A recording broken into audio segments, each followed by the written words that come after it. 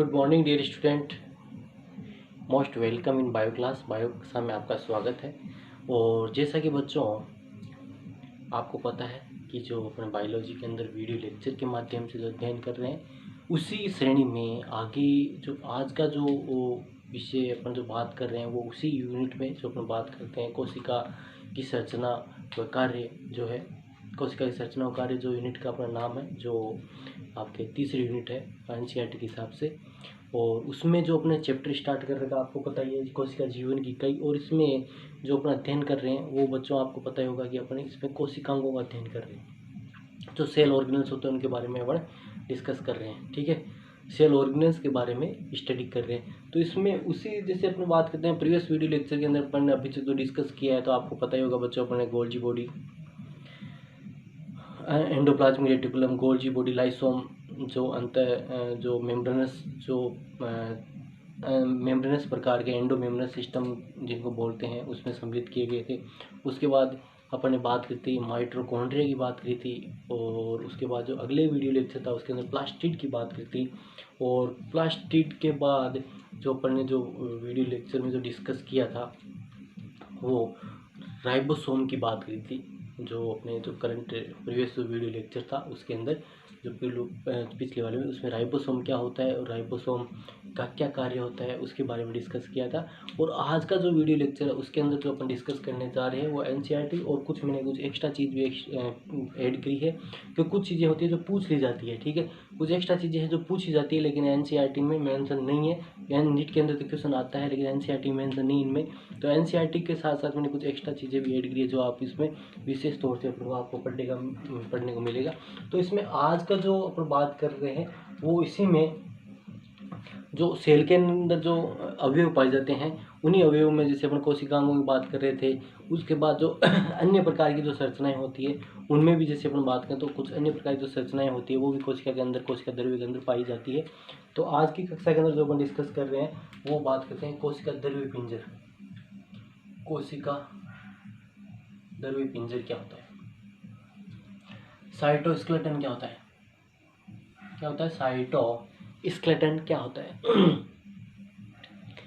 कोशिका द्रव्य पिंजर और साइटोस्केलेटन क्या होता है। देखो इसमें बात करें तो जैसे क्या होता है साइटो का मतलब क्या होता है कोशिका, ठीक है। स्केलेटन का मतलब होता है पिंजर, ठीक है। पिंजर, स्केलेटन का मतलब पिंजर मतलब होता है जैसे जो अंदर अपने जो स्केलेटन कंकाल होता है उस प्रकार से जो कंकाल का निर्माण करते हैं, ठीक है। तो इसमें कोशिका द्रव्य पिंजर मतलब कोशिका द्रव्य के अंदर पाए जाने वाला पिंजर, या कोशिका द्रव्य के अंदर जो कंकाल का निर्माण करता है उसकी अपन बात करें तो कोशिका द्रव्य पिंजर। साइटो मतलब कोशिका के अंदर जो स्केलेटन पाया जाता है किससे बना होता है, क्या होता है, उसकी बात कर रहे हैं। जो एनसीईआरटी के अंदर बिल्कुल मेंशन किया 2 लाइनें दी हुई है वो भी डिस्कस करेंगे, और जो नहीं दी हुई वो भी अपन इसमें डिस्कस करेंगे, ठीक है। तो कोशिका द्रव्य पिंजर की बात करें, साइटोस्केलेटन की बात करें तो प्रोटीन युक्त, सबसे पहले ये होती है किससे बना होता है, प्रोटीन से बना होता है। बात करें सबसे पहले बात करें किससे बना होता है बच्चों, प्रोटीन से बना होता है। प्रोटीन युक्त जालिकावत रेटिकुलेट, जालिकावत तंतु, ठीक है। क्या होते हैं, प्रोटीन से बने हुए होते हैं, प्रोटीन युक्त होते हैं, जालिकावत होते हैं, तंतु होते हैं, ठीक है। प्रोटीन युक्त जालिकावत तंतु होते हैं। किसकी, इनकी बात चल रही है, कोशिका द्रव्य पिंजर की बात चल रही है। किसकी बात चल रही है, कोशिका द्रव्य पिंजर की बात चल रही है। तो क्या होते हैं, प्रोटीन युक्त जालिकावत तंतु होते हैं। कहाँ मिलते हैं, जो कोशिका द्रव्य में मिलते हैं या मिलता है, ठीक है। कोशिका द्रव्य में मिलते हैं, ठीक है, मिलते हैं, ठीक है। जो कहाँ तंतु कहाँ मिलते हैं, कोशिका द्रव्य में मिलते हैं, ठीक है। कहाँ मिलते हैं, कोशिका द्रव्य में मिलते हैं, कोशिका द्रव्य पिंजर कहलाते हैं, ठीक है। क्या कहलाएंगे, कोशिका द्रव्य पिंजर कहलाते हैं। क्या कहलाते हैं, कोशिका द्रव्य पिंजर कहलाते हैं, ठीक है। देखो कोशिका द्रव्य पिंजर के बारे में, साइटोस्केलेटन के बारे में बहुत ही संक्षिप्त में आपके एनसीईआरटी में जो दिया हुआ है, लेकिन अपन यहाँ पे मैं बता रहा हूँ स्केलेटन क्या होता है कि प्रोटीन युक्त होते हैं, जालिका कोशिका द्रव्य होते हैं। जैसे मैं बात करें तो मान लो कोशिका है, तो कोशिका के अंदर क्या होता है, इस प्रकार से तंतुनुमा संरचना पाए जाते हैं, ठीक है। जालिका नुमा संरचना इस प्रकार से ये पाए जा सकते हैं। ठीक है। इस प्रकार से जो कोशिका झिल्ली से लेकर केंद्र तक प्रसारित हो सकते हैं। तो इन्हीं तंतु को देखो प्रोटीन युक्त होते हैं। किससे बने होते हैं ये तंतु? किससे बने होते हैं? प्रोटीन से बने होते हैं।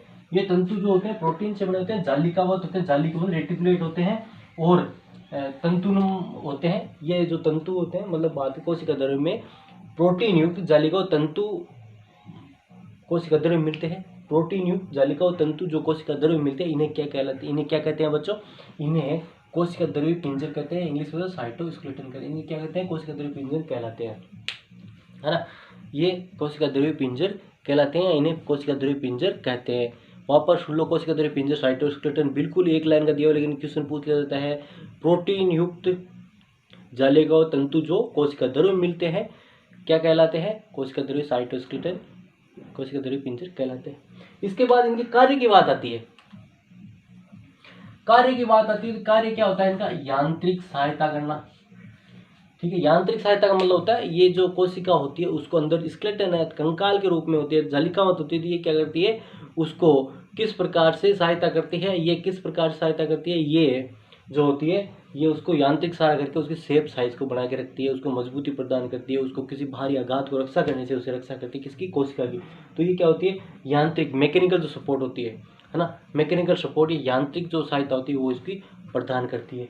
इसके बाद आता है गति व कोशिका के आकार को बनाए रखने में जैसे उपयोगी होती है। जैसे मैंने बताया कि कंकाल होता है ना, कोशिका द्रव्य कंकाल साइटोस्केलेटन या पिंजर होता है, मतलब जिस प्रकार पूरी अंदर मतलब क्या जालिकाएं फैली रहती है, ये जालिकानुमा तंतु होते हैं प्रोटीन से बने, तो उसको कोशिका द्रव्य के अंदर पाए जाते हैं और ये न्यूक्लियस से लेके कोशिका झिल्ली तक पाए जाते हैं। तो ये क्या उसको तना के रखते हैं, मतलब उसकी सेल और जो कोशिका के जो आकार है और उसकी जो गति होती है उसको नियंत्रित करते हैं, उसको बनाए रखने में सहायता करते हैं। और जैसे मैंने यांत्रिक सहारा भी उसको ये प्रदान करते हैं, उसकी यांत्रिक सपोर्ट, मैकेनिकल जो सपोर्ट होता है वो भी इसको प्रदान करते हैं। तो इस प्रकार से ये होते हैं आपके कोशिका द्रव्य पिंजर,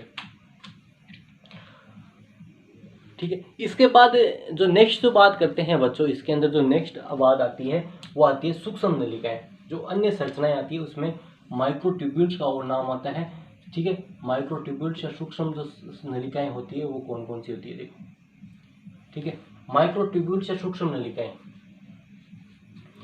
तो माइक्रो नाम से पता चल रहा है सूक्ष्म नलिका मतलब ट्यूब्यूल, मतलब जो पतली नलिकाएं होती है और ये किससे बनती है, कहाँ पाई जाती है, उनके बारे में अपन डिस्कस करेंगे। तो सबसे पहले डी रॉबर्टिस एवं फ्रांची ने, देखो दो वैज्ञानिक है, एक तो है डी रॉबर्टिस, कौन सा है? डी रॉबर्टिस एवं फ्रांची ने जंतु एवं पोर्टर ने पादप कोशिकाओं में सर्वप्रथम सूक्ष्म नलिकाओं को देखा था। ये लाइन बहुत इंपॉर्टेंट है, क्वेश्चन बन सकता है बच्चों, यहाँ से ऑब्जेक्टिव क्वेश्चन बन सकता है कि अपन बात करें कि डी रॉबर्टिस एवं फ्रांची ने, दो साइंटिस्ट यहाँ पे है, डी रॉबर्टिस एवं फ्रांची ने जंतु कोशिका में सर्वप्रथम देखा सूक्ष्म नलिका को। फिर उसी टाइम के बाद करें पोर्टर ने पादप कोशिका में सूक्ष्म नलिका को देखा, ठीक है। पोर्टर ने पादप जो होते हैं पादप कोशिका में सूक्ष्म नलिकाओं को सर्वप्रथम देखा था, ठीक है। किस में देखा था? पादप। पोर्टर ने तो देखा पादप में और डी रॉबर्टिस एवं फ्रांची ने जंतु कोशिका में देखा। थी यहाँ से क्वेश्चन इस प्रकार से बन सकता है, याद रखना, ठीक है। इसके बाद बात करते हैं जैसे यूकेरियोटिक कोशिकाओं की जीवधर्मी में, इसके परिभाषित किस प्रकार से करेंगे, तो परिभाषित की बात करें तो यूकेरियोटिक कोशिकाएं होती है यूकेरियोटिक कोशिकाओं के जीवधर्मी के अंदर ही, ठीक है। तो यूकेरियोटिक कोशिकाओं के जीवधर्मी में गोल होती है, नलिकाकार, गोल नलिकाकार, अशाखित, बेलनाकार, ठीक है। यूकेरियोटिक कोशिकाएं, यूकेरियोटिक जो विकसित प्रकार की सत्य प्रकार की जो कोशिका होती है, जो अपन बात पादप और जंतु कोशिकाओं की बात करते हैं, ठीक है। प्रोकैरियोटिक कोशिकाओं छोड़कर जो मोनिया जगत में पाई जाती है, ठीक है। और यूकेरियोटिक कोशिकाओं की जीवधर्मी में किस प्रकार की? गोल, नलिकाकार, अशाखित, ठीक है, अनब्रांच्ड, ठीक है, बेलनाकार, सिलेंड्रिकल, खोखली, 25 नैनोमीटर व्यास की 25 नैनोमीटर व्यास की संरचनाएं पाई जाती है। 25 नैनोमीटर व्यास की संरचनाएं पाई जिनको सूक्ष्म नलिकाएं या माइक्रोट्यूब्यूल, इंग्लिश में बोले तो माइक्रोट्यूब्यूल कहते हैं। जिन्हें क्या कहते हैं? सूक्ष्म नलिकाएं या माइक्रोट्यूब्यूल कहते हैं। जिन्हें क्या कहते हैं? सूक्ष्म नलिकाएं या माइक्रोट्यूब्यूल कहते हैं। सिंपल सी बात है, देखो ये क्या कह रहा है कि ये कह रहा है कि यूकेरियोटिक कोशिकाएं होती है, ठीक है। ये मान लो यूकेरियोटिक कोशिका है, ये इसका केंद्रक है, ठीक है। एक बार तो इसके अंदर क्या कह रहा है कि गोल, इसका गोल सूक्ष्म गोल नलिकाकार, ये नलिकाकार है। ऐसा की तरह कोई ब्रांच नहीं है इसके, देखो इसके, ठीक है, इसके ब्रांच नहीं है। ऐसा की तरह ये, ठीक है, कोई ब्रांच नहीं दिख रही है आपको। ऐसा कित बेलनाकार है, ठीक है। खोखली होती है अंदर से, देखो मैंने ये होलो कैविटी बनाई है, खोखली अंदर से, ठीक है। खोखली 25 नैनोमीटर व्यास की, व्यास कितना है इसका? 25 नैनोमीटर। यहाँ मैंने कितना लिखा है? 25 नैनोमीटर। ये व्यास कितना लिखा है मैंने? 25 नैनोमीटर। व्यास कितना लिखा है? 25 नैनोमीटर। ये ट्यूब वाला, ठीक है, 25 नैनोमीटर। मतलब इस प्रकार से जो ये व्यास होता है, इसका डायमीटर होता है, कितना होता है? 25 नैनोमीटर, ठीक है। 25 नैनोमीटर व्यास की संरचनाएं पाई जाती है। 25 नैनोमीटर व्यास की संरचनाएं पाई जाती है जिनको सूक्ष्म नलिका या माइक्रोट्यूब्यूल कहते हैं। बच्चों बिल्कुल इजी लाइनें हैं, लेकिन इनसे क्वेश्चन नीट के अंदर डायरेक्ट क्वेश्चन पूछ जाते हैं कि बच्चे इनमें विशेष तौर से ध्यान नहीं देते कि अन्य संरचनाएं होती है। बच्चे माइटोकॉन्ड्रिया के बारे में बात कर लेंगे, क्लोरोप्लास्ट के बारे में बात कर लेंगे, राइबोसोम के बारे में अच्छे से पढ़ लेंगे, लेकिन ये जो अन्य संरचनाएं इनके बारे में नहीं पढ़ते। इनके बारे में क्वेश्चन नीट के अंदर या और जो कंपटीशन एग्जाम की बात करें उनके अंदर डायरेक्ट पूछ लिया जाता है। तो आपको याद रखना है कि मैंने क्या बताई है कि सूक्ष्म नलिका सबसे पहले खोज की बात बताई है मैंने, उसके बाद ये क्या होती है, कहाँ पाई जाती है, किस प्रकार की इनकी शेप साइज होती है और व्यास कितना होता है, उसकी अपन ने बात करी है, ठीक है। अब इसके बाद जो नेक्स्ट जो बात करते हैं इसमें, ठीक है, वो आती है इनमें दो प्रकार की संरचनाएं पाई जाती है, सर्पिल क्रम में अरेंज रहती है, ठीक है।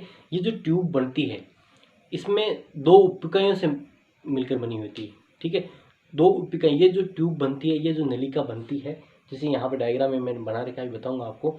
ये जो ट्यूब बनती है, ये जो नलिका बनती है, जैसे मैं माइक्रोट्यूब्यूल की बात करता हूँ, सूक्ष्म नलिका की बात कर रहा हूँ, जो ये नलिका बनती है ये दो प्रकार की संरचनाओं से मिलकर बनी होती है, दो इकाइयों से मिलकर बनी होती है ना, जिनको एल्फा और बीटा उपिकाएं कहते हैं। देखो इनमें दो प्रकार की संरचनाएं सर्पिल क्रम में व्यवस्थित रहती है, ठीक है।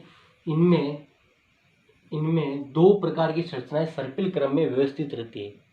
इसमें दो प्रकार की संरचनाएं जिनको क्या एल्फा और बीटा उपिकाएं कहते हैं। जिनको क्या कहते हैं? एल्फा और बीटा उपिकाएं कहते हैं। जिनको क्या कहते हैं बच्चों? एल्फा और बीटा उपिकाएं। कैसे कहते हैं देखो बताऊंगा मैं आपको, ठीक है। यहाँ पे देखो वापस ये डायग्राम, इसको भी समझाओ। मतलब इसमें क्या होती है, दो प्रकार की उपिकाएं पाई जाती है, एक दो, जो इस प्रकार से डायग्राम आपके सामने बना देता हूँ।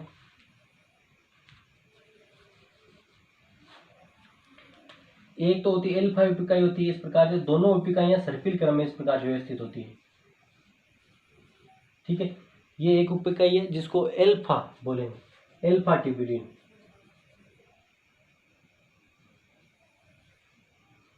ठीक है। और दूसरी उपिकाई होगी उसको क्या बोलेंगे, ये दूसरी उपिकाई होगी, इसको क्या बोलेंगे? Beta tubulin, beta tubulin. इस प्रकार से ये सर्पिल क्रम में व्यवस्थित रहती है, मतलब इस प्रकार से, मतलब इस प्रकार से राउंड राउंड शेप में, ठीक है। इस प्रकार से मान लो ये ट्यूब्यूल है, तो इसमें क्या होगी, जैसे इसमें एक जो राउंड होगा किसका? एल्फा यूनिट का, उसके बाद बीटा, फिर वापस किसका हो जाएगा? एल्फा का, वापस किसका? एल्फा ट्यूबुलिन का, ठीक है, वापस किसका? बीटा ट्यूबुलिन का। तो ये जो नलिका बनती है इसे दो उपिकाओं से मिलकर बनी होती है, जिनको एल्फा और बीटा ट्यूबुलिन बोलते हैं, जिनको एल्फा और बीटा ट्यूबुलिन बोलते हैं। अब देखो किस प्रकार से होता है, तो इसमें समझने की कोशिश करना बच्चों। देखो मैंने यहाँ पर ये ट्यूब्यूल की संरचना बनाई है, ये देखो गोल है, ऐसाकित है, ठीक है, ये गोल और ऐसाकित है और 25 नैनोमीटर व्यास की है, ठीक है। तो इसमें दो इकाइयों से मिलकर बनी हुई है। तो ये ट्यूब बनती है, ठीक है। ये जो ट्यूब बनती है 2 उपिकाओं से मिलकर बनी होती है। देखो एक तो ये एल्फा, ये देखो, ये मान लो ग्रीन वाले में बना बीटा ट्यूबुलिन है, ये रही, है ना, ये बीटा ट्यूबुलिन है, ये ऐसे ऐसे ऐसे, ठीक है। और ये इसके किनारे भी इस प्रकार से, ठीक है, ये बीटा ट्यूबुलिन है। और दूसरी उपिकाई कौन सी है, रेड वाली, देखो जो रेड वाली की बात करें तो ये कौन सी है, देखो एल्फा ट्यूबुलिन, ये एल्फा ट्यूबुलिन इस प्रकार से, ये एल्फा ट्यूबुलिन का दूसरा राउंड, ठीक है, दूसरा इस प्रकार से वापस ग्रीन वाला, मतलब एकांतर क्रम में इस प्रकार से सर्पिल क्रम में ये एल्फा और बीटा ट्यूबुलिन आपस में अरेंज होकर एक सर्पिल गोलाकार नलिका का निर्माण करती है इस प्रकार से, इस प्रकार से, ठीक है। वापस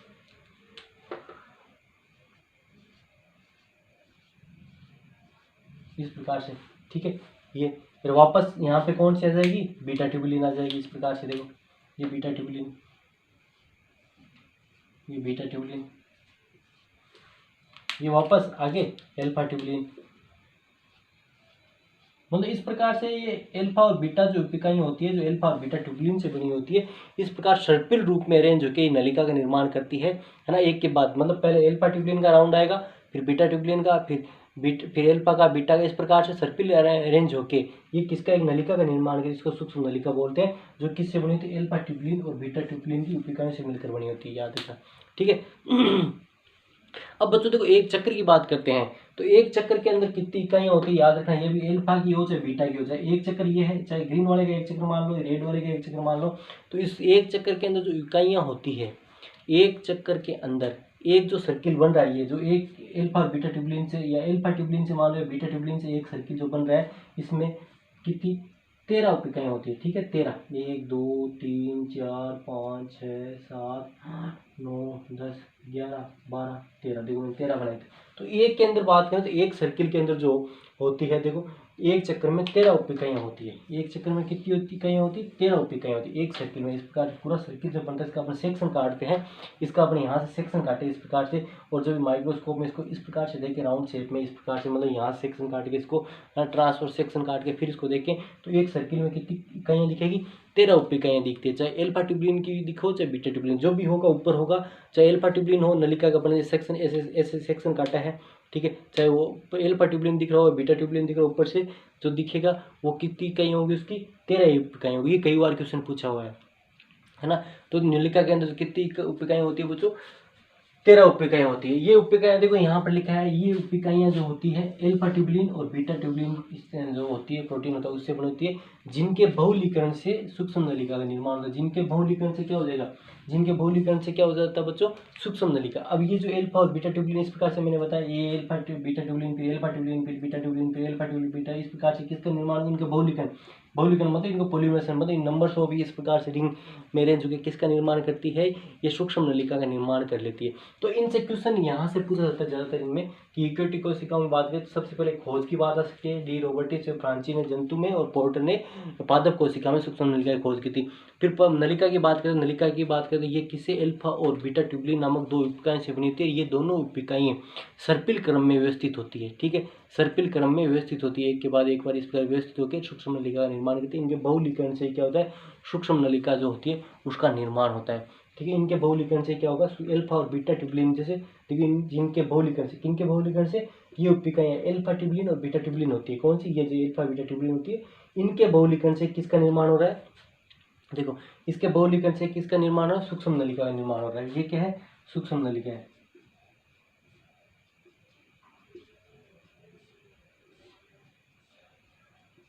इनके बहुलीकरण से किसका, सूक्ष्म नलिका का निर्माण होता है। अब बात करते हैं बच्चों कि भाई सूक्ष्म नलिका है तो इनके कुछ कार्य भी होते होंगे, ठीक है। कार्य क्या है, सूक्ष्म नलिका कार्य बहुत ही महत्वपूर्ण सूक्ष्म नलिका के, ठीक है। तो सूक्ष्म नलिका के कार्य क्या क्या है उनके बारे में डिस्कस करते हैं कि कार्य क्या है, बहुत इंपॉर्टेंट है। कई बार सूक्ष्म नलिकाओं का कार्य पूछ जाते हैं, भाई ये संरचना किससे बनती है, ठीक है। तो ये सूक्ष्म नलिका से ही बहुत सारी संरचनाओं का जो निर्माण होता है वो होता है। और कौन कौन से कार्य हैं वो देखिए, कि कार्य की बात करें तो सबसे पहले जो कार्य की बात करते हैं इसमें, तो सबसे पहला इम्पोर्टेंट जो कार्य है, तो आपको याद होगा कि अपन किसकी बात करी थी ऊपर, कोशिका द्रव्य पिंजर। तो कोशिका द्रव्य पिंजर का निर्माण इन सूक्ष्म नलिकाओं से ही होता है। कोशिका द्रव्य पिंजर का निर्माण इन सूक्ष्म नलिकाओं से ही होता है। ठीक है, पहली बात होगी कोशिका द्रव्य जो पिंजर है उसका जो निर्माण है इन सूक्ष्म नलिकाओं से ही होता है। कोशिका द्रव्य पिंजर का जो निर्माण है वो इन सूक्ष्म नलिकाओं से होता है, ये होगी पहली बात। दूसरा बात करते हैं इसमें, दूसरी इंपॉर्टेंट बात करते हैं, वो आती है कि तारक केंद्र का निर्माण। ठीक है, जो जंतु कोशिका की बात करें तो जंतु कोशिका के अंदर जो तारक केंद्र होता है जिसको सेंट्रियोल बोलते हैं, ठीक है, सेंट्रोसोम बोलते हैं, और जो दो सेंट्रियोल से मिलकर बना होता है, तो उसका जो निर्माण होता है उसमें भी इसी प्रकार सूक्ष्म नलिकाएं पाई जाती है। अपन स्ट्रक्चर देखेंगे तो उसमें भी इसी प्रकार की स्ट्रक्चर होती है, वो पाई जाती है। तो तारक केंद्र का निर्माण होता है बच्चों, वो भी किससे होता है, सूक्ष्म नलिकाओं से होता है। ठीक है, सूक्ष्म नलिकाओं से होता है। फिर अपन बात करते हैं कि तीसरा जो कोशिका विभाजन के समय, अपन को पता है बच्चों, अपन आगे पढ़ेंगे, कोशिका जब विभाजित होती है तो कोशिका विभाजित होती है तो क्या होता है, गुणसूत्र होते हैं जो विपरीत पोलों की तरफ जाते हैं। तो विपरीत पोलों को ले जाने के लिए क्या होता है, स्पिंडल फाइबर तर्कुतंतु का निर्माण होता है। ठीक है, और ये जो तर्कुतंतु का जो निर्माण होता है इन कोशिका विभाजन के समय तर्कुतंतु का निर्माण होता है, वो क्या, इसी कोशिका विभाजन के समय तर्कुतंतु का निर्माण होता है वो किससे होता है, सूक्ष्म नलिकाओं से होता है। ठीक है, क्या होता है देखो एक बार कि जब मान लो ये कोशिका है तो जब ये विभाजित होती है, ठीक है, इस प्रकार से जब क्रोमोसोम मेटाप्लेट में आके अरेंज हो जाते हैं, इस प्रकार से अपन पढ़ेंगे उसमें। ठीक है, तो ये जो तर्कुतंतु बनते हैं, ठीक है, ये जो तर्कुतंतु बनते हैं इनका जो निर्माण होता है, ये जो तर्कुतंतु बनते हैं इनको विपरीत पोलों की तरफ खींचते हैं गुणसूत्रों को। ठीक है, तो तर्कुतंतु का जो निर्माण होता है वो इन सूक्ष्म नलिकाओं के माध्यम से ही होता है। फिर बच्चों बात करते हैं इसमें कशाभिका एवं जो पक्षमापिका है, जिनके मतलब ये गमनांक जो होते हैं, जो अपन बात करें सेवालों की बात करें या किसी प्रकार के जो संरचनाएं होती है ना, तो उनके अंदर जो गमनांक पाए जाते हैं, जो कशाभिका या पक्षमापिका की बात करते हैं, तो उनके अंदर ये निर्माण होता है, ये भी किससे होता है, सूक्ष्म नलिकाओं से ही होता है। तो इनका निर्माण भी किससे होता है बच्चों, सूक्ष्म नलिकाओं से होता है। तो ये छोटा सा टॉपिक था लेकिन इंपॉर्टेंट था बच्चों, अपने इसमें ध्यान नहीं देते, क्वेश्चन यहाँ पे बन जाता है ना, क्वेश्चन यहाँ से कई बार पूछ लिया जाता है। ठीक है, तो अपने ध्यान में रहता है लेकिन यहाँ से कई बार इंपॉर्टेंट क्वेश्चन पूछे। तो ये थी अपने कोशिका द्रव्य पिंजर के बारे में, क्या होता है, जो एनसीईआरटी ने तो केवल 2 ही लाइनों में बता रखा है लेकिन अपन ने यहाँ पर डिस्कस किया। फिर उसके बाद सूक्ष्म नलिकाएं, जिससे क्या होता है, कोशिका द्रव्य पिंजर का निर्माण होता है, तारक केंद्र का निर्माण, कोशिका विभाजन तर्कुतंतु का निर्माण होता है, कशाभिका पक्षमापिका का निर्माण होता है। तो इस प्रकार से अपने इसको अच्छे से पर समझ सकते हैं। आप इसके अच्छे से नोट्स अटैच कर लेना आपकी नोटबुक के अंदर ना, तो कुछ नहीं समझ में आएगा आप चेट करना, कोई दिक्कत नहीं है। ठीक है, तो ये आपको समझ में आ जाएगा, लिखा हुआ जो दिख रहा होगा, इतने ही नोट्स आप सूक्ष्म नलिका नाम से अटैच कर लेना, ये और ये कोशिका द्रव्य के नाम से अटैच कर लेना। ठीक है, आज की कक्षा में इतना बहुत है, धन्यवाद।